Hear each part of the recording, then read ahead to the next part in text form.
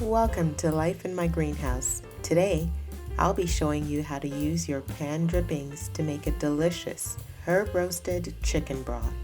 Use this broth to make soups and stews or the base of your gravies.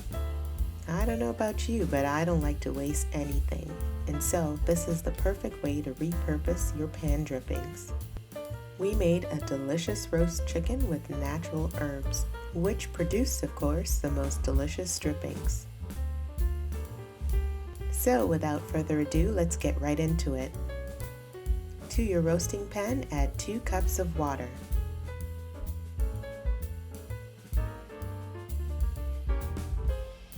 Add it to the pan while it's still hot. I loosen up all the juicy goodness on the bottom of the pan.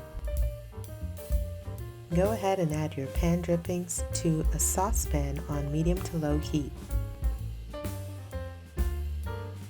At this stage, you can add a tablespoon of our herbal mix or additional herbs such as rosemary, thyme, or any spices you like. Let it simmer for approximately 25 to 30 minutes. Carefully strain the liquid. You can also use a cheesecloth if you'd prefer.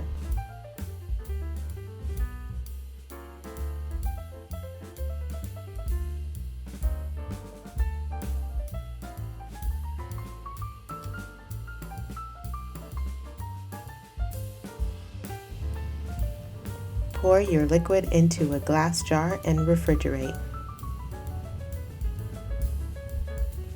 And just like that, you've made a delicious roasted herb chicken broth. Wow, that was so easy.